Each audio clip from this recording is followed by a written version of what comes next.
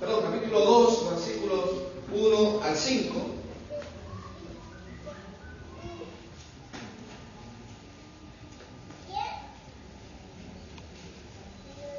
Primera de Corintios, el capítulo 2, versos del 1 al 5. Dice el apóstol Pablo: así que, hermanos, cuando fui a vosotros para anunciaros el testimonio de Dios, no fui con excelencia de palabras o de sabiduría, pues me propuse no saber entre vosotros cosa alguna, sino a Jesucristo y a este crucificado. Y estuve entre vosotros con debilidad y mucho temor y temblor, y ni mi palabra ni mi predicación fue con palabras persuasivas de humana sabiduría, sino con demostración del Espíritu y de poder, para que vuestra fe no esté fundada en la sabiduría de los hombres, sino en el poder de Dios. Hace algunos años, estando allá en Santiago, el integrante de una iglesia, quizá el segundo grupo más poderoso religiosamente hablando en Chile, se acercó para preguntar: ¿a qué iglesia usted pertenece? Yo le dije: yo pertenezco a la iglesia de Cristo. Él se quedó pensando por un momento y añade: pero esa iglesia, primera vez que la escucho, primera vez que la oigo mencionar. Le dije: pues es la iglesia que habla la Biblia. Si usted nos da tiempo, podemos hablar y podemos estudiar acerca de lo que dice Dios en cuanto a la iglesia en las Escrituras. Y él dijo: no puede ser, porque mi iglesia es una iglesia que tiene un edificio impactante. De hecho, está ubicado en la principal avenida de Santiago. Cada domingo, en los 3 cultos que hacemos, nos reunimos un promedio de 10,000 a 15,000 personas. El presidente de la República, una vez al año, visita nuestro edificio, nuestra iglesia, para las fiestas patrias en septiembre. Y no solamente viene el presidente, sino que también hay políticos, hay gente de televisión, hay gente con mucho dinero, empresarios. Es decir, mi iglesia es poderosa. Entonces yo le dije estas palabras: la iglesia del Señor es poderosa. No hay duda de eso. La iglesia del Señor es poderosa, pero es poderosa no por su fama, no por la cantidad de miembros o de personas que asistan a ese lugar, no por el poder adquisitivo de sus integrantes, sino es poderosa únicamente a través del poder de Dios. El tema que vamos a tratar en esta mañana tiene que ver con una iglesia que se levanta a través del poder de Dios. Y cuando el apóstol Pablo escribe esta carta a los Corintios, usted lo sabe muy bien quizá, la iglesia en Corinto fue una de las iglesias del Señor en el primer siglo con más problemas. Si usted quiere encontrar una iglesia problemática, una iglesia con deficiencias, una iglesia con grandes y serios inconvenientes, visita la primera carta a los Corintios y usted va a identificar una serie de anomalías que estaba sucediendo al interior de la iglesia. Comenzando porque en esa iglesia habían divisiones, no había unidad, no había una misma mente, un mismo parecer, no hablaban todos una misma cosa, habían divisiones. Y eso Pablo lo condena ahí en el capítulo 1. Os ruego, hermanos, que ya no haya entre vosotros divisiones, que no haya entre vosotros toda esta clase de disensiones y de contiendas, sino que todos habléis una misma cosa, que estéis perfectamente unidos en una misma mente y en un mismo parecer. Más adelante el apóstol Pablo les dice: yo no puedo hablarles a ustedes como a espirituales, sino como a carnales, como a niños en Cristo. Porque oigo y sé, y estoy completamente seguro que entre ustedes hay celos, hay envidias, hay contiendas. Y eso no es o no proviene de una mente espiritual, de un cristiano maduro, sino de un niño espiritualmente, de un carnal, dice textualmente el apóstol Pablo. Había problemas de matrimonio, había problemas de fornicación, había problemas en cuanto a la cena del Señor, en cuanto a la generosidad a través de las ofrendas, había problemas en cuanto al uso de los dones espirituales que estaban vigentes en el primer siglo, porque se estaba revelando la palabra, y mientras esto sucedía eran necesarios los dones. Había desorden en la iglesia, por eso en el capítulo 14 Pablo dice que es necesario que haya paz dentro de la iglesia y que todas las cosas se hagan decentemente y con orden. Habían entendimientos equivocados en cuanto a la resurrección de los muertos. De hecho, algunos bautizaban por los muertos, 1 Corintios capítulo 15. Y podríamos seguir enumerando una serie de problemas para la iglesia en Corinto. Pero fíjense bien, en el capítulo 1 de la primera carta, cómo les llama el apóstol Pablo a los corintios. Sabiendo Pablo de todos estos problemas, fíjense cómo les dice, capítulo 1, verso 2, a la iglesia de Dios que está en Corinto. A la iglesia de Dios que está en Corinto, a los santificados en Cristo Jesús, llamados a ser santos, con todos los que en cualquier lugar invocan el nombre de nuestro Señor Jesucristo, Señor de ellos y nuestro. Qué interesante, ¿verdad? Que Pablo, teniendo ya el conocimiento de los problemas en Corinto, tenga, obviamente inspirado por el Espíritu de Dios, tenga esta facilidad de llamar a esta iglesia, ¿la iglesia de quién? La iglesia de Dios. La iglesia de Dios.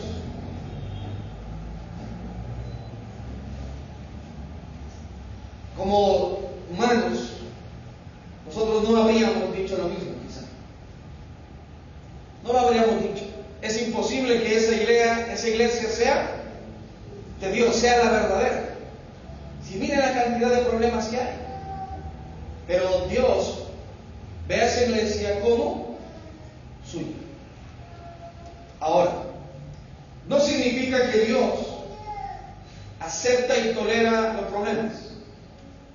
No significa que Dios está de acuerdo con las prácticas pecaminosas dentro de la iglesia. Pero Dios tiene un propósito. Dios tiene desafíos para nosotros como iglesia. A ser mejores cada día. A superarnos cada día. Pero esa superación, tanto individual como congregacional, únicamente lo podemos lograr con la intervención del poder de Dios. Y eso es lo que Pablo quiere comunicarles aquí en el capítulo 2, versículo 1 al 5. Estas palabras de Pablo no son simplemente para hacer alarde de cómo él les predicó la palabra, sino para que los hermanos entendieran que solamente con el poder de Dios, con la intervención del Espíritu Santo, es que se puede levantar una iglesia, se puede levantar una vida, se puede levantar una familia, solamente con la intervención del Espíritu y con el poder de Dios. Dice versículo 4, y ni mi palabra ni mi predicación fue con palabras persuasivas de humana sabiduría, sino con demostración o con prueba del Espíritu y de poder. Ahora, en el primer siglo, el Espíritu Santo capacitaba a ciertos hermanos y hermanas para desarrollar ministerios operaciones, como dice en 1 Corintios 12, para la edificación y el progreso de la iglesia. Por eso es que habían hermanos y hermanas que profetizaban. También habían hermanos que desarrollaban el ministerio de hablar en otros idiomas, comunicar el mensaje en otros idiomas. Había el don de sanidades, hacer milagros, interpretación de lenguas, el don de fe. Es decir, esos dones, esas operaciones de Dios servían para demostrar no solamente a la iglesia, sino también al incrédulo, que estos hermanos y hermanas estaban centrados en Dios, estaban respaldados por Dios. Por eso usted va a notar en el libro de los Hechos que cada vez que se predicaba el Evangelio, siempre era acompañada por un milagro. O a veces era el milagro y después se acompañaba o se respaldaba con el mensaje. Pero todo esto era por una sencilla razón: porque todavía no tenían ellos la palabra revelada en su totalidad como la tenemos nosotros hoy en día. Pregunto, ¿hoy en día serán necesarios esos dones si ya tenemos la palabra? La respuesta es que no. Por eso Pablo también en 1 Corintios capítulo 13 dice que cuando venga lo perfecto, entonces lo que es en parte se acabará. ¿Y qué era en parte? Las lenguas, la profecía y también la ciencia. Ahí en 1 Corintios capítulo 13. Ahora, en el Nuevo Testamento y ya en nuestro tiempo más que nada, Dios no opera a través de esos dones. No opera. Pero Dios sigue operando a través de los ministerios, a través de las responsabilidades y los dones que son desarrollados por la iglesia para seguir edificando. Dios sigue operando, pero también Dios sigue trabajando a través de su Espíritu y lo hace a través de la palabra. Si queremos que el Espíritu de Dios nos hable, no tenemos que esperar una experiencia milagrosa, sino sencillamente tenemos que ir a la palabra, porque allí Dios, a través de su Espíritu, nos está hablando. Cuando alguien me dice, el Espíritu de Dios me habló, yo debo de asumir inmediatamente que es a través de la palabra que Dios le está hablando. Si no es a través de la palabra, sino a través de otro tipo de experiencia, entonces ya tenemos que entrar a corregir, tenemos que entrar a estudiar, a analizar las formas correctas de cómo Dios hoy nos habla. Ahora, ¿por qué Dios nos habla o el Espíritu nos habla a través de la palabra? Lo sabemos muy bien, porque la palabra es la espada de quién? Es la espada del Espíritu. Entonces el Espíritu nos habla por medio de su palabra. Y el poder es la capacidad no solamente de Dios, que es todopoderoso, sino también del cristiano, que se deja moldear, se deja formar por la palabra de Dios. El Espíritu nos habla por la palabra, y el poder de Dios se manifiesta cuando permitimos que esa palabra se haga vida en nosotros. La obediencia a la palabra es la forma poderosa como Dios puede cambiar su vida, mi vida y la vida de nuestra congregación. Y así va Dios a levantar una iglesia fuerte, no fundada en la sabiduría de los hombres, sino fundada en el poder de Dios. Vamos a ver en este pasaje solamente 4 puntos, brevemente y fáciles de entender allí, en cuanto al poder de Dios. El poder de Dios es mejor que las habilidades meramente humanas. Muchas veces creemos que como seres humanos somos lo suficientemente capaces de llevar la obra de Dios sin la necesidad de que Dios intervenga. A veces lo hacemos inconscientemente. ¿Y cuándo sucede eso? Cuando predicamos, cuando enseñamos, cuando ministramos, o aconsejamos, no basado en la palabra, sino basado en experiencias, basado en testimonios nuestros, basado en conocimientos humanos. Si es así, automáticamente estamos confiando más en el poder del hombre, en la capacidad o en la habilidad del hombre, que lo que Dios puede hacer en nosotros. Por eso dice el apóstol Pablo. El apóstol Pablo era uno de los hombres en el primer siglo de la iglesia más preparados, mejor preparados.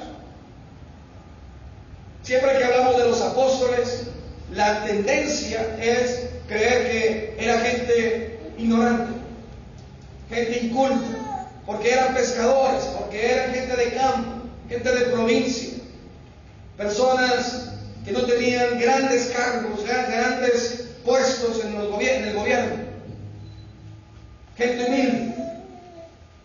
Pero cuando vemos en el apóstol Pablo, vemos que era un hombre completamente preparado, tenía el conocimiento no solamente de la ley judía, por ser judío, sino también tenía el conocimiento romano, por ser ciudadano romano. Es decir, cuando él se enfrentó a los tribunales, allá en el libro de los Hechos, él lo hizo con una capacidad, humanamente, con una capacidad en donde podía defenderse de los ataques judíos, pero también podía defenderse de los ataques gentiles, de los ataques del Imperio Romano. ¿Por qué? Porque era un hombre de letra, un hombre preparado, un hombre culto. Pero ya cuando él se convierte, ¿verdad? Y cuando él está en la predicación de la palabra, allá en la carta a los Filipenses dice: todo lo que yo pude haber hecho, todo lo que yo pude haber obtenido en mi vida, lo estimo como que la palabra en el griego es como escoria, como basura, dice en Filipenses. ¿Por qué? Porque nada de eso me sirve para ganar ¿a quién? A Cristo. Y esto es bien importante entender. Si queremos realmente conquistar a Cristo, queremos estar en el corazón de Cristo, lo primero que tenemos que desechar es pensamientos. Lo primero que tenemos que desechar es posición o estatus humano, pensando que con ello vamos a ser más aceptados por Dios que otros. Dios acepta y Dios recibe como hijo a todo aquel que le reconoce como Padre, ¿verdad? Como Señor, y obedece a su voluntad. Por eso muchas veces el apóstol Pablo dice: para Dios ya no hay hombre ni mujer, judío ni gentil, bárbaro ni escita, porque en Cristo todos somos iguales. Para Dios todos tenemos el mismo valor. A todos se nos dio a beber del mismo espíritu. La misma sangre que fue derramada por Cristo nos ha lavado a todos. Entonces, no hay y no debe de existir dentro de la iglesia hermanos y hermanas que creen que porque tienen mayor capacidad o han tenido mayor estudio son más que los que no lo tienen.